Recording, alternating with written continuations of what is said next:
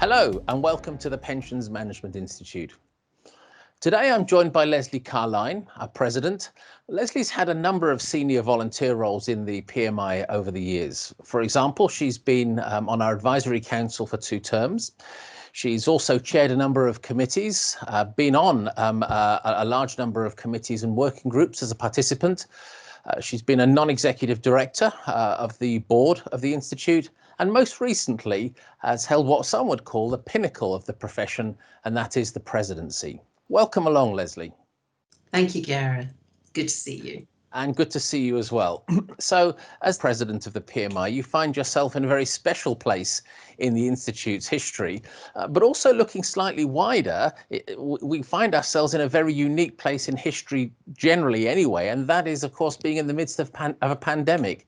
How are you feeling? Tired, sad, proud. To be honest, all those things, and a little bit strange. It's not often that you end your presidency in the midst of a pandemic. There's almost a feeling of not being finished, because I will be stepping down and handing over and the pandemic will still be going on. And it was a case of the PMI getting into a state where they could work through the pandemic, but it's like, what's going to happen next? And there's a little bit of sadness of not being here as president to see that, what happens next. No, I understand that, and of course nobody can say when the pandemic might end. But let's just talk about that for a minute. You know, particularly in terms of how the PMI has responded to the pandemic. Just looking back over the last few months, as our principal ambassador, how would you say that the PMI has responded? Apart from amazingly and as superheroes, I think we should remember that the PMI had a 5-year strategy, and as part of that we had some key goals, and one of the main goals that we've been targeting is digital by design and digital by choice. So we had plans in place to start moving towards that digital delivery. They just got accelerated somewhat, but I think we have to look at the team and how we got everybody up and running and working from home. I'm really proud of how the PMI looked after its team. I'm not just talking about making sure they had laptops, they had desks, they had monitors. It's about looking after their well-being as well. With our Zoom, Microsoft Teams catch-ups and meetings and keeping that communication going. We've even onboarded new staff. The Friday night drinks were very popular, and Tim Middleton's quizzes should never be forgotten. So we've actually will come out of COVID-19, if that ever happens, as a more cohesive, better organisation, I believe. And I think people judge companies on how they have looked after their employees during the pandemic. But moving on to the delivery of our services, I think I mentioned that we had plans, they just got accelerated. Yeah. I think one of the things that we're really pleased that we delivered was our new CRM system, and work began on that in 2019 and it went live in 2020, and alongside that we have delivered our new website, which has our new branding. People probably will be noticing the soft launch of our exciting new branding. It's a much more user-friendly, dynamic, and dare I say, better looking website. Definitely better looking. So it is a website for the future. And of course, the pandemic could have been a complete disaster in terms of our conferences. Like many other organisations, we had to postpone our flagship event, which was Pensions Aspect Live, and our trustee workbench. But how the team has managed to switch to webinars and online delivery of fantastic educational content, supported by our insight partners and other government bodies. It was just superb and amazing. The statistics of how many people have attended them and putting together the trustee fortnight in such a short space of time has been phenomenal. And I've been so impressed by all the team and the effort that they put into it. So I think for the commercial team and the marketing team, a huge tick. And then we can't not talk about what we are really well known for, which is our qualifications. I do know a few people who were thinking that, you know, when COVID hit, that they would get away with not sitting their exams. However, they weren't aware of our qualifications team and the dedication that they put into bringing our qualifications online. A lot of work had already been done, developing online capability, and we had trialed it, but to go from trialing a few qualifications to putting the majority of our qualifications online in such a short space of time. So those people who are thinking of getting away without doing the next qualifications, I'm afraid you have no excuse now. And I think by the end of the year that we won't be far behind our normal uptake of qualifications. So that's another huge tick. And it's really important that we keep delivering on this lifetime learning that we're committed to. No, that's absolutely right, Lesley. Thank you. Some great reflections there, and certainly the team have been very, very busy over the last few months, on top of what was going to be a busy year anyway. And you know, they've done a sterling job, as you mentioned. I'd like to thank you personally for the support you've given me over the last few months. There's been times during the pandemic where I felt that you know, everything's just gone a little bit crazy, but sometimes just to have those one-to-one chats that we had that you mentioned earlier, it's been really helpful. So thank you for that. 2020, of course, may very well be remembered as the year of the pandemic, and we don't want your presidency to be remembered as the presidency of the pandemic. You know, there's a lot of things that went on during 2018 and 2019 as well. So let's just spend a few moments maybe reflecting on some of your recollections of those things and some of the achievements of earlier on in your presidency. If it is, you're right, so easy to forget what has happened in the last 2 years. I joke with people, I can't remember what happened a couple of months ago, let alone the last 2 years, because time just seems to have stopped. I'm sure psychologists will have a lot to say about that. But the last two years have been so busy. I think when we were able to do physical things, when I was chairing the development committee, we spent a lot of time looking at developing the new pensions magazines, Pensions Aspects, which won an award. Did indeed. It did in 2018. And then in 2019, Pensions Aspects Live won the Silver Award, 2 years running. Yep. It would be nice to go for the Premier Award this year, but we'll move on from that. And then the launch of the trustee workbench. We'd obviously had trustee seminars, but to do one huge, very trustee topic specific conference was just amazing. And we had over 350 trustees in the room, as opposed to just salespeople, which is always positive. And it won a Bronze Award for the Bronze Award for the first for being a new type of a conference. So that was very, very exciting, and I'm very proud of that. Very pleased with the team. I mean, I think one of the things we have to remember that as an institute, we cover a wide range of pensions professions, and a lot of people won't realise that we actually have the largest trustee membership of any organisation within the industry. So I was really pleased that earlier this year we finally got to launch the trustee accreditation service Aptitude, and we gave our first accreditation. So we had the first accredited professional trustee within the UK. That was yes, amazing. I think we were all delighted by that, weren't we? Just talking about PMI's membership there for a second, I mean, it is quite a broad church. What role do you think that PMI has to play in trusteeship, and particularly in helping to improve trustee standards, both now and going forwards? I mean, I think people need to go back to basics with the PMI and remember we're a not-for-profit organisation.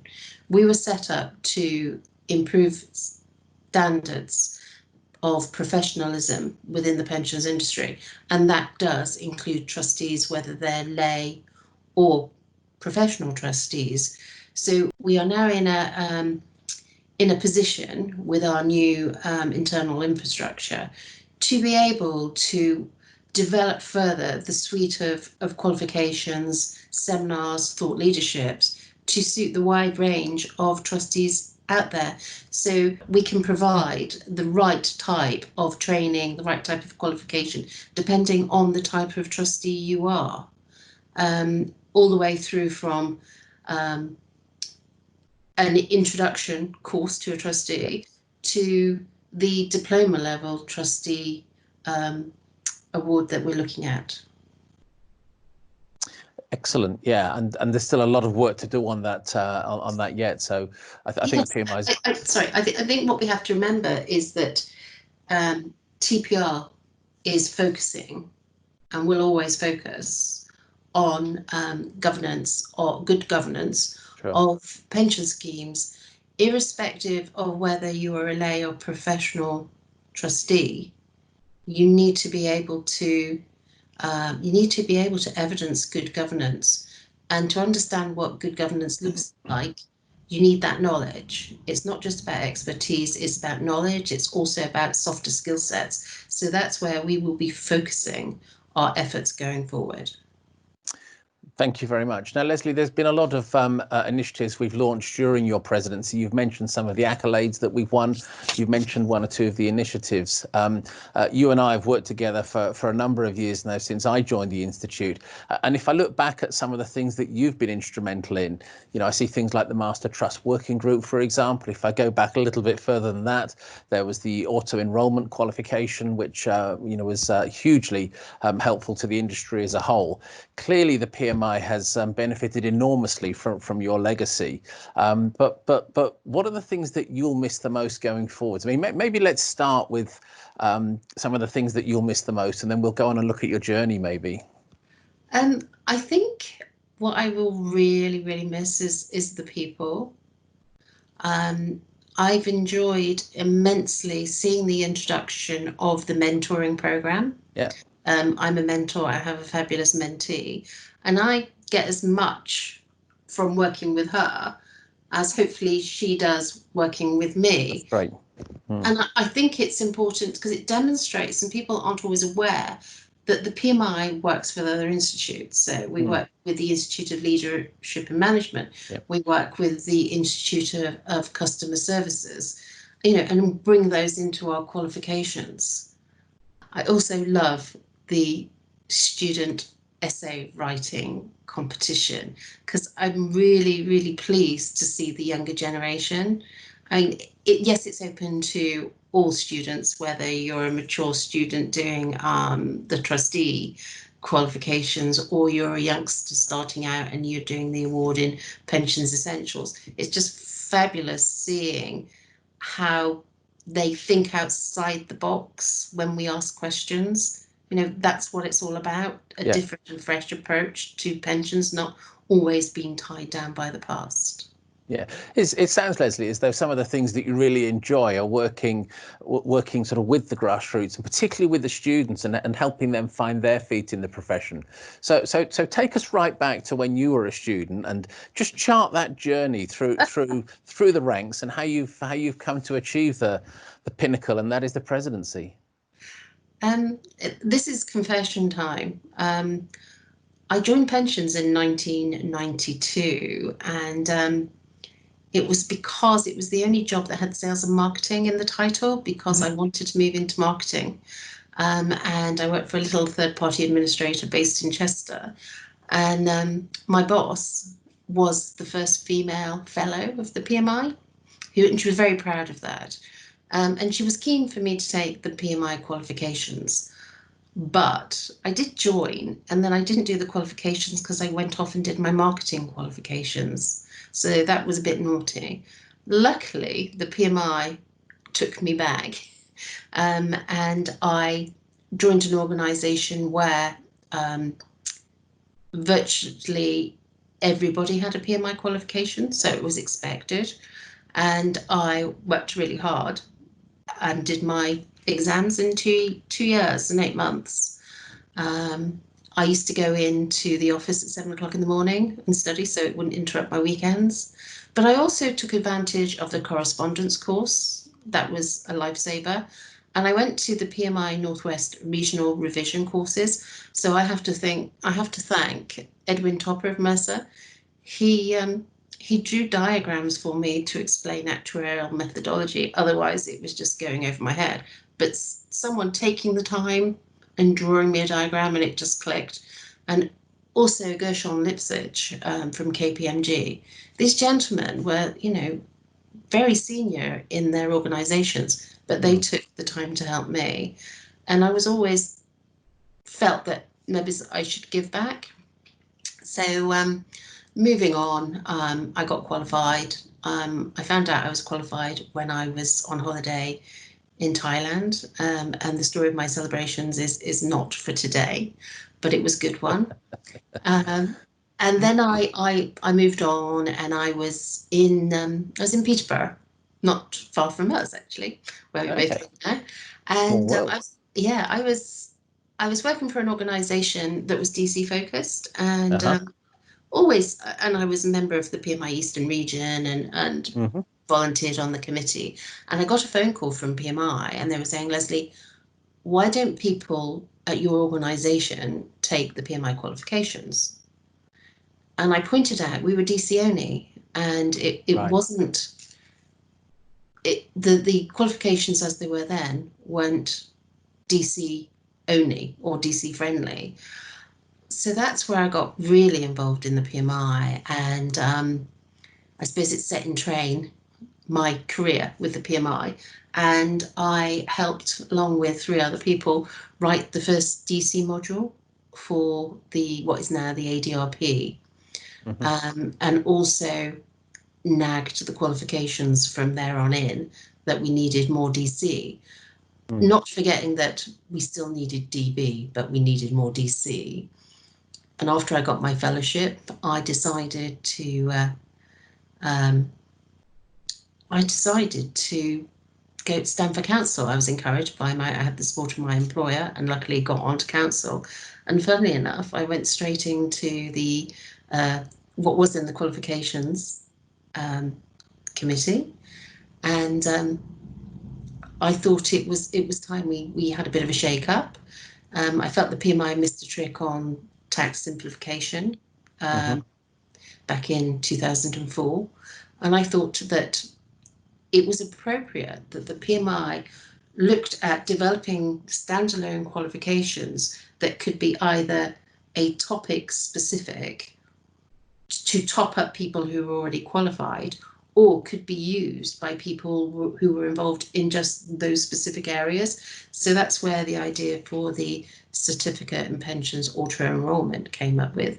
I can't take all the credit because my colleagues on the committee agreed with me, but I think it sort of set the precedence for specialist standalone qualifications. So since then we've had the certificate in DC governance and the retirement guidance certificate, and also whilst I was on that committee, we revamped the ADRP to enable people to specialise. So you had your 4 core subjects that you learnt the basics of, everything DB and DC, but then you could specialise in DB, specialise in DC, or specialise in international, specialise in being an employee benefits consultant. So it was move the exams to reflect what people needed. So I'm really chuffed at what I did on that sort of council, subcommittee. And then when I went off council, came back on council, and I worked on the development committee, which where we mentioned pensions aspects. And since I've been president, I've been on the policy and public affairs committee, and we have changed that committee into, rather than being reactive to the 10,001 plus consultations that the industry was going through, but trying to be more proactive in looking at taking the pulse. Whoever came up with that was really good marketeer. Taking the pulse of the industry and getting feedback from the industry or our members and what they thought about pensions policy, and also their thoughts on hot topics. And that we've now done our fourth survey. So we're now starting to see the trends. But something I've really enjoyed as being president of the PMI is chairing the Joint Industry Forum. And people are probably maybe not aware of the Joint Industry Forum, but it's where all the industry bodies and associations get together and meet on a regular basis with the powers that be, so DWP and other industry bodies, and we learn about forthcoming policy and things in the pipeline. And it's a funnel for the industry to basically feedback our thoughts on whether it's a good idea or not. Yeah, no, it's great that your presidency has coincided with our chairmanship of that forum. That in itself is a unique opportunity. Lesley, it just sounds like, looking back over the years, you've been incredibly busy with the PMI. You've given so much time. Now that your presidency is coming to an end, what does the future hold for you? I know you've got some pets. Will you be out walking the dogs more? I mean, what are you going to fill your time with? I've got a holiday booked. I have a holiday booked. I'm obviously, I don't see it as the end for myself and the PMI. I want to keep involved with the PMI Master Trust working group. Sure. There's lots to be done there. We've created a business plan. We've got some short-term outputs that people will be seeing from now until early next year, but we will be working on Master Trust specific more thought leadership pieces, good governance guides for trustees, because being a trustee is very different. But also my pet area will be training, and I want to stay involved with the training side. That's a subcommittee or working group looking at PMI qualifications to ensure that there's lots on Master Trusts in there, but also members creating a Master Trust specific qualification. So that's a case of watch this space. Okay, look, Lesley, as we draw the conversation to a close, may I be one of the first to thank you on behalf of the organisation, just for the sheer amount of time you've put in over the years. And I'm sure I speak for all of our members and all of our volunteers involved with the Institute that, we really are grateful for everything you've done for the PMI over the years. But maybe just before we end, maybe I'll give you the final say. Is there anything you'd like to say to our members? Value the PMI. Value the services it provides to you. Value the team behind the PMI. They work really hard to deliver those services to you. We won't always get it right. The PMI is evolving to meet the needs of our membership. But think about volunteering. Think about getting involved. This whole move from education to lifetime learning is really key. And you get so much more from giving back. It's that old play it forward or pay it forward. I think that's the phrase. Yes, pay it forward. Yeah. I'm a firm believer in paying it forward. Lifetime learning. We can't just sit on our laurels if we've got a qualification. We've got to keep up to date with what's going on, and the PMI is the place to get that knowledge. And I just want to, can I turn it around now? And I want to thank all the people. Oh gosh, I feel like an Oscar speech coming on. But I, in turn, would like to thank the team at the PMI. It's been wonderful working with them, being able to help in any little way I can, a little bit of mentoring here and there, but also the volunteers that give their time and effort. It's been great working with them. And I'm a better person for it. So thank you.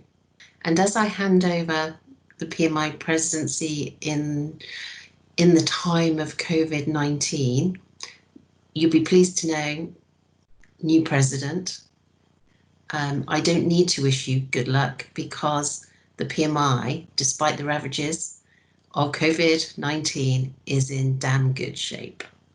But good luck. Lesley Carline, thank you very much indeed. Thank you.